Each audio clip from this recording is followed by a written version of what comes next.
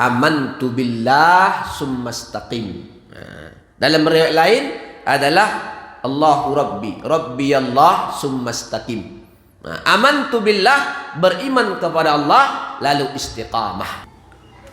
Bismillahirrahmanirrahim. Assalamualaikum warahmatullahi wabarakatuh. Alhamdulillahilladzi bi ni'matihi tatimmus shalihat. Wassalatu wassalamu ala sayyidis sadat wa ala alihi li ahli sidiki wal karamat, amma ba'd.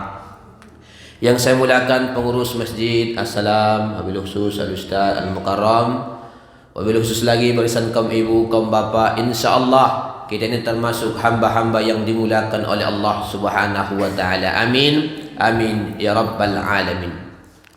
Untaian kata di subuh yang dingin ini, Bapak Ibu, kalimat yang paling utama kita ucapkan adalah kalimat alhamdulillahi rabbil alamin.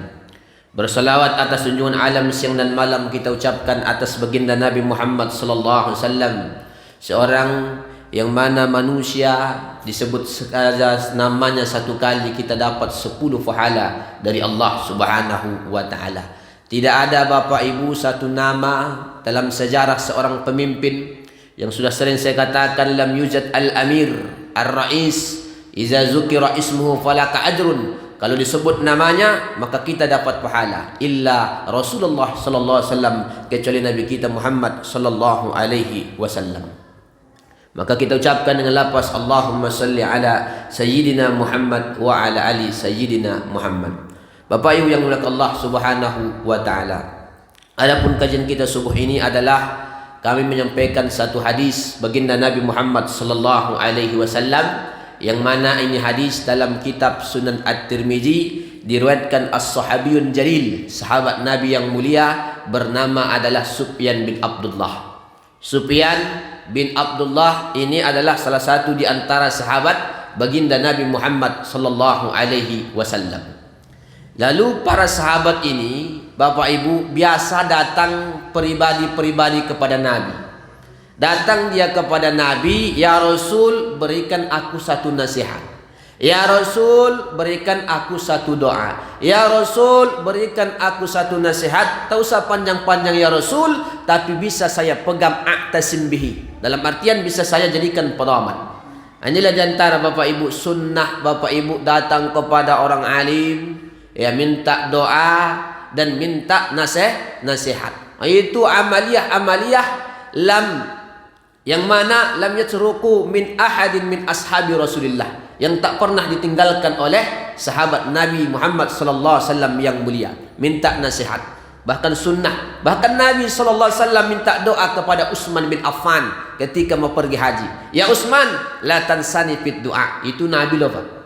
Ya Bu ya, itu Nabi, kita bukan Nabi.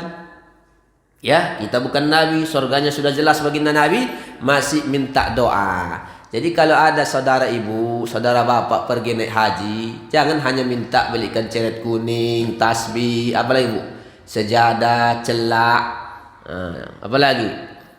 Makanya nanti karena banyaknya pesanan jamaah, makanya lamaan di pasar daripada berzikir, ya, beramal di Masjid Nabawi. Lebih lama lagi ke pasar Abadu, ya, di Madinah itu, karena banyak situ pilihan, daripada dia berzikir, tawaf, beramal. Padahal tujuannya ke sana adalah tidak lain tidak bukan untuk beribadah. Lalu sahabat Nabi Sufyan bin Abdullah ini datang kepada Nabi, ya Rasul, qultu, kata saya berkata, ya Rasulullah, ya Rasul. Kata beliau, ya Rasul, qul, katakan kepadaku, li fil Islam, dalam Islam, la as'alu ahadan ghairaka ya Rasulullah. Sampaikan kepadaku satu pesan di mana saya tidak bertanya lagi kecuali kepadamu ya Rasul. Itu pula sahabat Nabi itu Pak. Jadi sahabat Nabi itu paling sering, kadang-kadang pribadi, kadang-kadang sama-sama datang kepada Nabi minta nasihat. Ciri orang beriman meminta nasihat. Karena jarang ada orang ini kadang-kadang tak mau minta nasihat. Itu diantaranya adalah alamat celaka. Kenapa? Karena merasa dirinya paling bersih, paling suci. Ini Bapak Ibu yang Allah subhanahu wa ta'ala. Lalu kata Nabi sallallahu alaihi wasallam, simple saja ini hadis. Simple kata Nabi, kau katakan kepada aku dalam Islam bahwa tidak lagi saya bertanya. Kau bilang begitu, kata Nabi. Maka saya sampaikan kepadamu satu pesan, qul, katakan saja, amantu billah summastaqim. Dalam riwayat lain adalah Allahu Rabbi, Rabbi Allah summastaqim. Amantu billah, beriman kepada Allah lalu istiqamah. Tidak panjang-panjang, Bu. Dah selesai kaji, pulang kita, Bu. Amantu billah, beriman pada Allah, summastaqim, lalu istiqamah. Makanya dalam kitab Nasail Ibad, Syekh Muhammad Nawawi Al-Bantani menukil satu hadis, yang mana hadis ini disebutkan begini, bahwa la afdala, tidak ada yang paling afdal, min syai'in, daripada sesuatu, kecuali diantaranya al-imanu billah, beriman kepada Allah lalu tidak melakukan kesyirikan. Wah, jadi khoslatani, ada dua amalan yang mana la afdala minhuma, tidak ada yang lebih afdal daripada dua ini kecuali al-imanu billah, kemudian tidak menyekutukan Allah, beriman kepada Allah lalu tidak menduakan Allah Subhanahu wa ta'ala. Lalu Bapak Ibu yang Allah Subhanahu wa ta'ala, pesan ini mengingatkan kita kembali bahwa salah satu yang mesti kita pegang sampai mati adalah iman. Iman adalah Bapak Ibu, sekalipun iman ini dia ibaratnya naik turun dia, Pak. Naik turun, naik turun. Makanya Al-Imam Muslim dalam kitabnya Sahih Muslim mendatangkan sekitar 59 hadis yang berkaitan tentang iman. Nah, ini Pak ya, yang berkaitan tentang iman. Di mana iman itu yang jelas secara masyhur sudah kita dengar, disebutkan di situ al-imanu yazid wa yanqus. Al-iman yazid wa yanqus. Ternyata iman ini bisa naik, bisa turun. Yazidu bi kasrati ta'at. Dia naik kalau kita isi dengan banyak ketaatan, tapi bisa berkurang kalau kita isi dengan kelalaian. Jadi iman itu macam ini, naik turun dia. Nah, iman itu naik turun. Makanya kita isi dengan amal-amal soleh. Salah satunya adalah di bulan yang agung ini, bulan suci Ramadan. Jadi kalau kita isi dengan banyak ketaatan, dia naik. Ada iman para anbiya itu tidak turun, ya. Iman para anbiya tak pernah wayankus, tak pernah berkurang. Malaikat juga begitu, tidak bertambah, tidak berkurang. Tapi kita Bapak Ibu bisa berkurang, bahkan bisa bertambah. Tapi kalau bisa kita bagaimana bertambah sampai ke maqam kekasih Allah Subhanahu wa ta'ala. Ini Bapak Ibu yang dimuliakan Allah Subhanahu wa ta'ala, iman. Makanya orang yang diseru oleh Allah Subhanahu wa ta'ala dalam surah Al-Baqarah itu tidak lain tidak bukan, maka berulang-ulang Allah sebutkan, ya ayyuhallazina amanu, hei orang yang beriman, kutiba alaikumusiyam kama kutiba alal ladzina min qablikum la'allakum tattaqun. Tidak lain yang dipanggil oleh Allah Subhanahu wa ta'ala adalah orang-orang yang beriman kepada Allah. Jadi kalau Bapak Ibu pemimpin itu beriman, pemimpin itu tak akan zalim pada rakyatnya. Kalau ulama itu beriman, oh ada ulama tak beriman, Ustaz? Ada. Hanya ilmu saja, Bu. Iman itu berkaitan dengan khuswah, ketakutannya kepada Allah. Makanya kalau ada ulama alim dia, tapi iman belum tentu. Iman belum tentu. Nampaknya alim, tahu di semuanya. Semua aspek dia paham. Banyak contohnya. Dalam sejarah banyak contoh alim. Bahkan sampai sekarang banyak orang-orang yang ateis tapi ahli tafsir, ahli hadis. Banyak di Eropa, Pak. Ya, ahli hadis. Bahkan saya dulu ketika mentahris hadis, itu ada namanya Mu'jam Al-Muparras. Mu'jam itu pengarangnya bukan orang Islam, tapi tulisannya tebal begini, kamus untuk mencari hadis. Nomor-nomor hadis, posisi hadis. Itu yang mengarangnya bukan kita, Pak. Nah, kenapa? Tapi ilmu Islam itu hanya sebagai ilmu, bukan iman. Ada di Mesir guru tafsir, ahli tafsir, bahkan lebih hebat daripada orang Islam. Tapi dia tak satu pun ayat yang dia imani daripada kitab suci Al-Quran. Nah, ini Bapak Ibu yang Allah Subhanahu wa ta'ala. Jadi iman kepada Allah.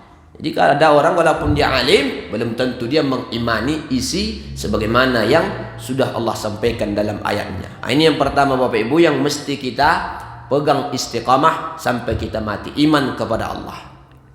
Apakah para iman sahabat itu full begitu saja? Tidak. Ternyata iman para sahabat juga, mereka juga bertanya kepada Nabi, "Ya Rasul, kalau kami bersamamu ya Rasul, di sampingmu ya Rasul, di majelismu ya Rasul, seakan-akan iman kami full ya Rasul." Wah, ibarat full ya Rasul, kalau kami bersamamu ya Rasul. Tapi ya Rasul, kalau kami sudah jumpa anak keluar berpisah dari ya Rasul, seakan-akan rasanya turun iman kami ya Rasul. Apakah kami munafik ya Rasul? Kata Nabi, sa'ah wa sa'ah. Memang begitulah, ada masanya. Kalau sempat iman kalian semuanya full semua, tak turun-turun, wah itu langsung itu bersyukur itu. Langsung itu tatanazzalul malaikah wa yatasabah. Maka turun malaikat langsung mengajak Bapak Ibu bersalaman. Ya Bu ya? Bu, turun malaikat. Cuma malaikat rahmah, bukan Israel. Kalau Israel yang turun ngiri-ngiri sedap juga itu ya. Makanya ada orang kadang-kadang memahami hadis itu tekstual. Teman-teman di hadis la yadkhulul malaikah, la tadkhulul malaikatu baitan wa bihi surah au tamasil. Tidak masuk malaikat yang di rumah itu ada patung ukiran yang lengkap. Ya, surah atau al-kalbu, seekor anjing. Ya Bu ya? Anjing namanya. Baru tidak masuk malaikat. Oh, didengarlah oleh ibu ini tanpa penjelasan. Didengarnya dibeliknya lah patung, dibeliknya lah seekor anjing. Disebabkan apa? Supaya malaikat tidak masuk. Ternyata ya, malaikat rahmat yang tidak masuk. Kalau malaikat Israel Bu tetap masuk dia Bu. Walau fi burujin musyayyadah. Sekalipun kita berada di 7 lapis genteng yang berlapis-lapis, kalau malaikat Israel itu pasti datang, alias malakul maut, malaikat maut. Bapak Ibu yang dirahmati Allah Subhanahu wa taala. Lalu inilah iman ini pecahannya amanah. Pecahan dari iman karena diambil dari akar yang sama. Orang beriman ini dimanapun dia, pertama dia akan memberikan orang nyaman, menjadikan kawannya nyaman bagi orang yang beriman. Yang kedua adalah amanah. Orang beriman pasti amanah. Karena dalam kitab Tanqihul Qaul Al-Aziz, la imanah liman la amanalah. Tidak ada iman kecuali bagi orang yang amanah. Orang amanah pasti beriman. Orang beriman pasti amanah. Ini iman ini. Inilah yang tak lekang oleh panas, tak luntur oleh banyaknya hujan segala macam iman. Sebagaimana para sahabat Nabi memperjuangkan imannya luar biasa. Bilal akidahnya dia perjuangkan. Bilal bin Rabah walaupun dia adalah budak awalnya ya, hitam kelam, tapi dia mempertahankan keimanan luar biasa. Khusus di zaman fitnah ini Bu ya, mempertahankan iman itu luar biasa. Mungkin kita nampaknya masih ya ringan-ringan saja, tapi saudara kita di pojok-pojok sana, di bagian pinggir-pinggir Jawa ya, mereka mempertahankan iman. Hanya gara-gara kadang-kadang satu karton Indomie bisa mereka jual imannya. Ini Pak ya, jual imannya. Hati-hati, apalagi nanti mau dekat-dekat pilkada ya, hati-hati jual iman, jual akidah ya Bu. Kenapa? Karena Allah seorang hamba Allah di detik-detik akhir hayatnya sudah tak diakui oleh Allah min simatul mu'min, orang beriman. Inilah yang disebutkan oleh para ulama, inilah orang yang paling mal'un, yang celaka. Wa mal'un, diulangi lagi, mal'un, celaka.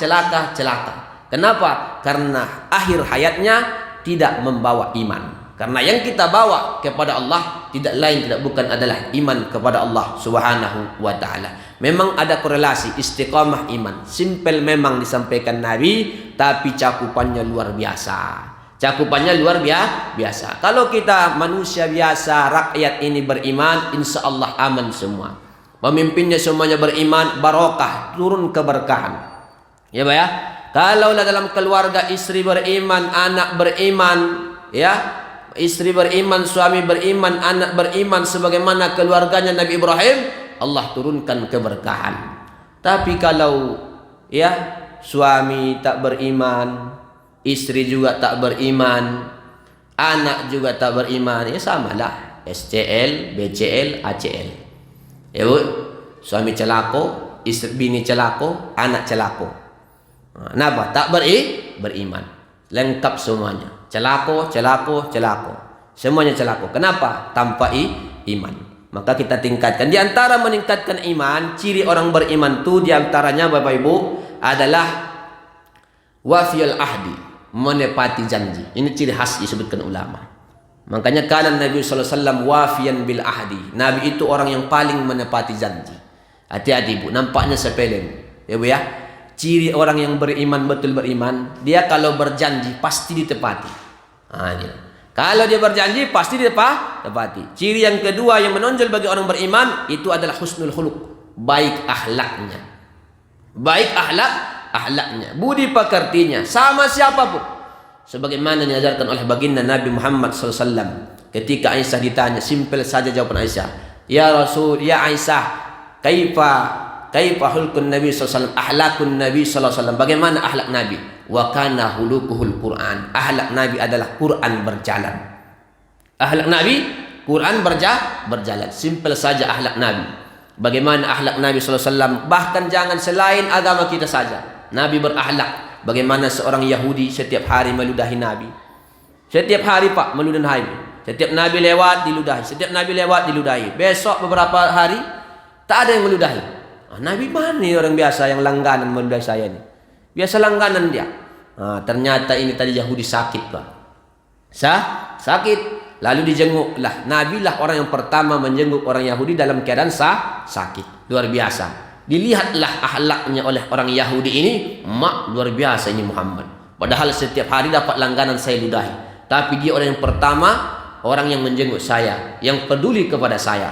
Wahai Muhammad, asyhadu an la ilaha illallah wa annaka Muhammad Rasulullah sallallahu alaihi wasallam, dengan akhlaknya. Bagaimana seorang ulama besar min kibarit tabi'in namanya Hasan Basri, Bapak Ibu yang Allah Subhanahu wa taala. Ya, dulu di Arab tuh biasa Bu, ini bawah rumah karena pakai tanah, lihat yang apa tuh, lalu dibuat dengan kotoran himar sebagai pelapisnya. Jadi biasa itu bertingkat-tingkat Bu. Rumah-rumah di Arab itu, ya. Hasan Basri disebutkan dalam kitab Al-Hikayat bahwa beliau punya tamu orang Yahudi di atas. Lalu WC-nya ini Bu bocor. Ini ada beberapa versi ceritanya. Bocor, ya, septic tank lah bahasanya itu. Kotoran itu Bu, bocor kena pas di rumahnya Imam Hasan Al-Basri. Berapa hari Bu? 20 tahun. Selama 20 tahun Hasan Al-Basri menampung ini kotoran di wadah, penuh buang kotoran Yahudi. Kotoran Yahudi. 20 tahun lamanya. Satu saat ini Hasan Al-Basri sakit. Tiba-tiba tetangganya heran, beberapa hari tak melihat Hasan Al-Basri keluar rumah. Dia bertanya-tanya, ada apa gerangan? Oh, ternyata Hasan Basri sakit. Datanglah ini orang Yahudi melihat. Ketika datang masuk ke ruangan ya Al-Imam Hasan Al-Basri, dia lihat ada satu yang bocor, menetes-netes. Ya Hasan Al-Basri, apa ini? Tetesan. Tetes apa? Dari tempat Anda, WC Anda yang di atas.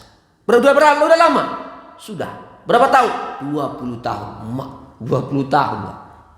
20 tahun. Agama apa yang kau bawa ini selama 20 tahun? Kenapa kau tak bilang sama saya?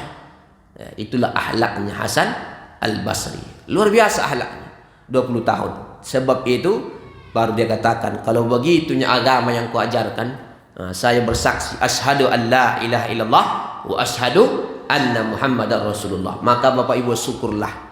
Ya, mudah-mudahan kita termasuk orang-orang yang beriman. Maka kita pupuk iman ini dengan salah satunya kalimat la ilaha illallah, yang keduanya hudurul majlis, banyak menghadiri majlis ilmu. Ya, di antara memupuk iman itu adalah hadir di majlis ilmu. Kenapa Ustaz? Karena hati ini dalam kitab Fawaidul Muhtarat termasuk ingin dapat giza. Giza itu adalah sarapan. Dalam 3 hari minimal Bu, hati kita ini dapat siraman rohani. Kalau kita makan 3 hari tak makan tak minum, gimana perasaan kita Pak? Bu, gimana Bu? Mati? Belum tentu mati Bu ya. 3 hari. Pak, begitu juga kata Imam Al-Habib Abdullah Al-Haddad. Kata beliau, begitu pula lah bagi hati ini dalam 3 hari kosong gersang daripada siraman rohani. Maka kita bersyukur ada majlis ilmu. Ya, di antara fadilah majlis ilmu adalah as-suhulah lidukhulil jannah. Nanti Bapak Ibu dipermudah untuk jalan menuju surga. Bu, mau masuk surga Bu? Mau? Sering-sering hadir majlis ilmu. Yang kedua, kalau ada harta, infakkan ke masjid. Maka Allah bangun nanti rumah di surga. Yang ketiga, mau masuk surga Bu? Ibu dulu. Mau? Izinkan suami nikah lagi. Itu juga salah satu itu. Mau kata ibu doa, maka saya bilang, izinkan suami, itu berat Pak Ustaz. Mikir-mikir dulu. Istikharah dulu selama 20 tahun. Itu kata ibu. Ya, gampang memang masuk surga itu. Ya, saya tidak kaya Pak Ustaz, tak mesti kaya. Kita berimpak, bersedekah itu adalah alamat tokoh sesuai kemampuan kita, sesuai kesanggupan kita. Satu sak semen yang kita sumbangkan di jalan Allah, khususnya ke rumah Allah, masjid, itu juga nanti akan dijamin oleh baginda Nabi Muhammad sallallahu alaihi wasallam. Ini iman. Makanya dia diantara orang yang paling mulia kata Umar bin Khattab ketika turun ayat tentang fiddah dan zahab, emas dan perak, maka Umar berkata dalam hadis Sunan At-Tirmidzi, "Ya Rasul, apakah ada orang yang paling istimewa ya Rasul daripada dia punya emas, perak, intan, berlian seisi dunia?" Kata Nabi, ada. Kata Nabi, ada. Apa ya Rasul? Kata Umar, yang pertama, kau punya imro'atun solihatun tu'inu ala imani. Kita Pak, kalau punya istri yang solehah, bukan tolehah. Bu ya, jadi kalau ada anak ibu, bapak solehah, jangan diganti dengan to. Kalau soleh baik, kalau toleh buruk, buruak. Ya Bu ya, toleh. Zauzatun solihatun tu'inu ala imani. Makanya seorang istri yang solehah yang menolong iman suaminya, bukan merongrong iman suaminya. Ya Bu ya. Kalau merongrong iman suami ada juga banyak Pak, istri merongrong iman suaminya. Yang awalnya suaminya lurus saja, tapi tadi karena suami ini banyak ditekan terus sama istrinya. Bang, ini saya ini banyak permintaannya. Ya Bu ya, banyak permintaan. Maka kadang-kadang suami itu tak bisa lagi mana halal, mana haram, mana halal, mana haram, digarapnya semuanya. Ya, mana halal, mana haram, digarapnya semua. Hati-hati Bu. Ya, makanya kita khusus kepada ibu saya janganlah terlalu banyak menuntut. Kan sudah kita bahas kemarin Bu. Dalam fikih Syafi'iyah Bapak Ibu, khusus ibu-ibu, kalau ibu sudah dikasih makan 1 kali dan tempat tidur di malam hari, maka ibu seyogyanya tak banyak tuntutan. Berapa kali makan Bu sehari? Bu, jangan sekali Bu. Berapa kali makan sehari Bu? 3 kali. 3 kali, belum lagi baksonya, belum lagi cemilannya, ya. Nah, dalam mazhab Syafi'i, kita juga laki-laki ini mesti menunaikan hak kita. Ada 5 secara garis besar, di antaranya adalah hak pakaian, segala macam pangan, ini mesti kita penuhkan supaya kita tidak termasuk di antara suami-suami yang zalim, suami-suami yang dilaknat oleh baginda Nabi Muhammad sallallahu alaihi wasallam. Di antaranya tugas kita selama ini 6 bulan ini bapak-bapak tak pernah belikan baju mukannah, belikanlah sekarang. Wajib 6 bulan sekali suami membelikan pakaian kepada istri. Tadi beli Bu? Oh lullahi. Aduh, nampak jujur kali Bu ini. Jujur kali Bu ini dia. Ya. Boro-boro Pak Ustadz, sudah 11 bulan kami rayu-rayu Pak Ustadz. Itu pun nanti paling nanti mau lebaran Pak Ustadz dibelikan. Itu pun baju daster. Yang paling bahaya rombengan. Nah itu nasib ibu lah, tanggung aja lah. Ya Bu ya. Bapak Ibu yang melakukan Allah Subhanahu wa taala. Saya nak lama-lama yang kedua, istiqamah. Istiqamah ini dari qama asalnya. Istiqamah qaba tegak lurus. Tegak lurus tonggak yang lurus. Ini tonggak lurus ini. Dia kokoh yang ujungnya menancap ke dasar bumi, maka sekuat apapun angin dia tak goyang dia. Ini istiqamahnya. Tegak lurus dia. Dia tak goyang, apapun anginnya, sebesar apapun dia tak goyang.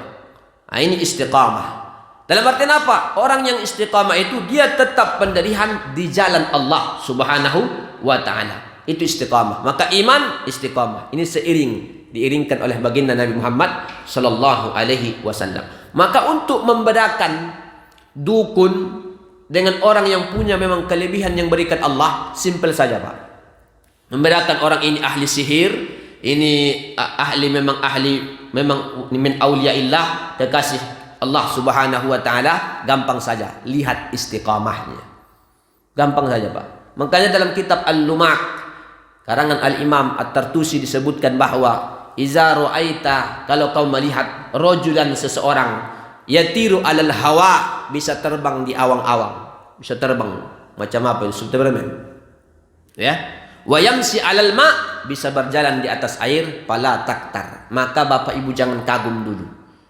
Jangan, hebat, amazing, jangan. Ya, kenapa? Karena setan juga bisa berbuat sedemikian. Jin lebih hebat daripada itu. Tapi kata para ulama, unzur am huwa istiqamah am la. Lihat apakah dia istiqamah atau tidak. Ya, jadi kalau ada nanti gampang saja melihat ada orang contoh ngambil parang, ya, ini karomah, ini kemuliaan ini karomah, dibocokkan tangannya, kobal ya, itu bukan karomah, ya, bukan karomah, itu kuramat itu namanya, ya Bu ya, bukan karomah itu.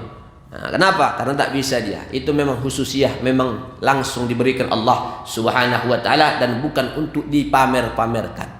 Bukan untuk dipamer-pamerkan. Maka lihat dia, bedanya dukun, ahli sihir, lihat saja. Kalau dia istiqamah memegang syariat yang dibawa oleh Nabi Muhammad, maka betul-betul dia Allah berikan kelebihan. Tapi kalau dia tidak istiqamah memegang syariat ini, maka dia bukan yang sesuai yang disebutkan oleh baginda Nabi Muhammad sallallahu alaihi wasallam.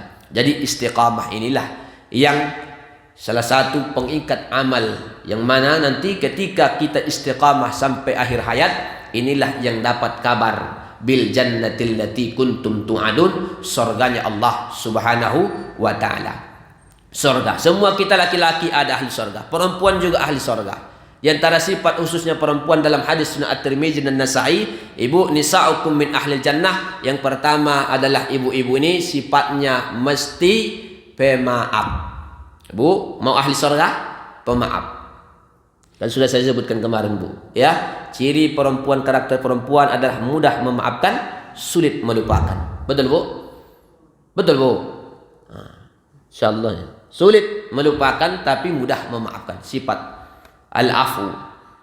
Yang kedua, mohon maaf, al-walud. Al-walud mesti banyak anak. Perempuan, Bu, ahli surga cirinya banyak anak. Ini maksudnya Ustaz bagaimana? Banyak anak tapi terurus. Jangan banyak anak tak terurus, ya?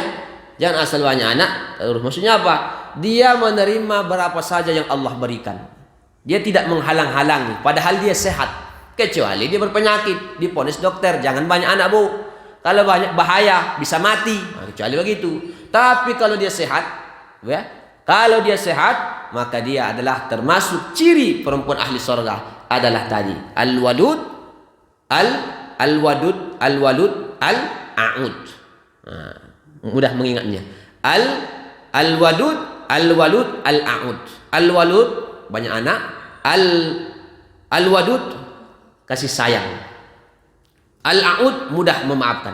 Dalam hadis ini, khususnya Bu, ini Ramadan ini, Bu, dalam hadis ini seorang perempuan, dia ambil tangan suaminya, diletakkan di pipinya, lalu dia berkata, kalau saya punya salah, wahai suamiku, tolong maafkan saya.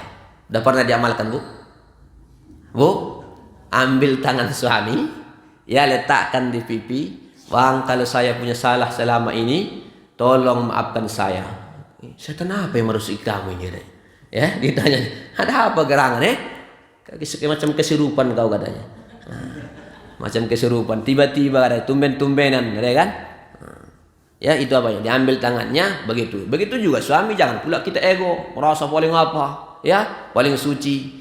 Udah merendah istri kita. Ini maaf, saling memaafkan. Al-wadud punya rasa kasih sayang, rahmah.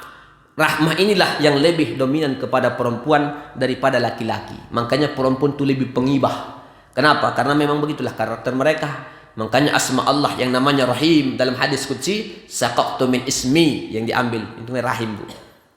Makanya bapak-bapak tak boleh menginjak-injak perempuan. Kenapa? Karena dalam tubuh mereka ada rahim. Diambil dari asma Allah. Bu, diambil dari asma Allah. Ar-Rahim.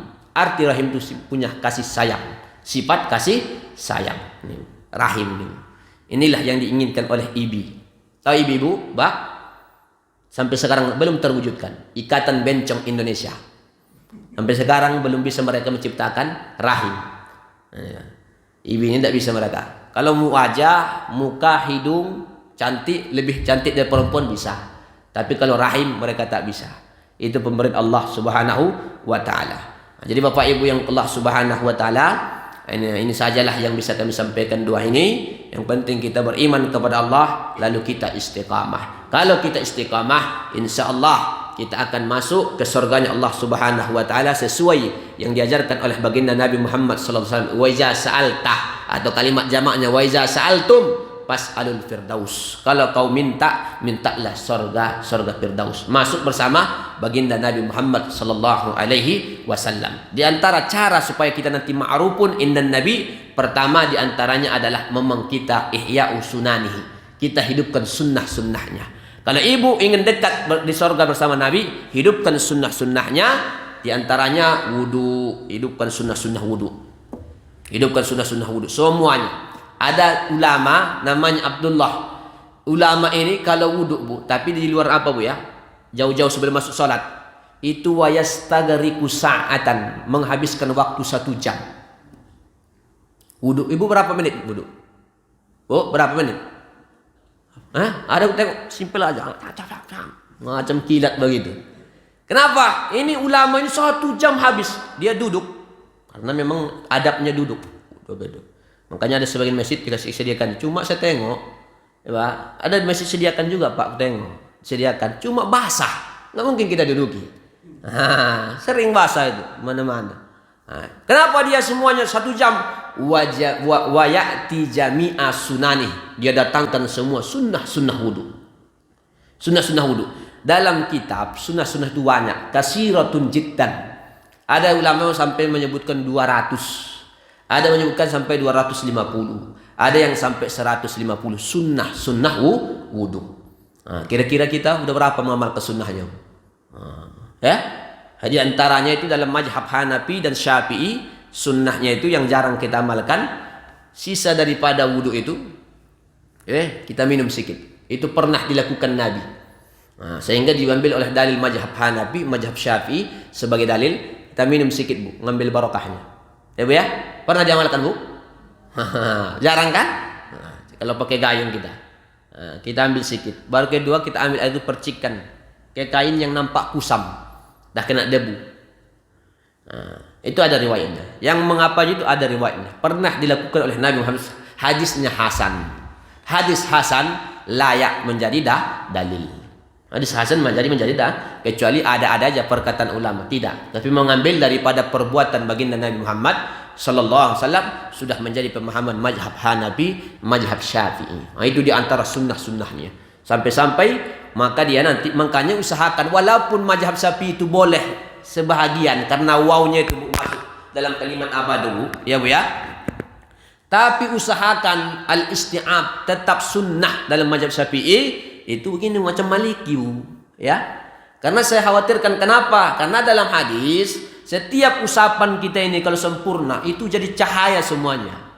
Kalau ibu nanti bapak hanya begini saja, takutnya nanti di yaumul kiamah berkedip-kedip aja cahayanya, ting ting begitu aja, Pak.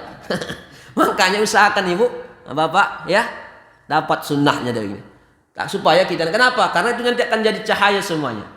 Khawatir kita nanti cahayanya orang cahayanya jelas terang, kita berkedip-kedip macam lampu kunang-kunang, tik tik tik. Kita usahakan dia begini dia. Itu sunnahkan dia, bagus itu. Al-isti'ab. Imam Nawawi menyebutkan sekalipun ukuran wajibnya dalam mazhab Syafi'i, ya, diusap ya bagian Karena Nabi SAW juga berwudu. Dalam riwayat Anas, Abu Daud, Imam Muslim, Nabi berwudu. Kadang-kadang Nabi memang pernah tak melepas imamahnya. Walam yankut al-imamah. Tak melepas. Tapi dia masukkan seperempat. Dia masukkan sebelah. Min muqaddimah ra'si. Awal ni. Ya, jangan dari belakang. Utamanya dari depan. Karena awal itu min muqaddimah. Muqaddimah itu awal. Ra'si. Tapi kalau mengusap kepala anak yatim, dari belakang. Itu di kitab. Tengok dari depan aja, begini. Ada orang, gini aja. Ada juga orang kadang nggak diusapnya pak, karena botak. Kenapa? Karena dia memakai. Kenapa? Kullu sa'ri minal yatim hasanah. Setiap satu helai daripada rambut anak yatim itu adalah kebaikan. Dilihatnya anak yatim ini ada 2 orang botak. Sedihlah anak yatim ini, dia usap-usapnya. Kenapa? Nggak berambut pak Ustaz, ngapain diusap?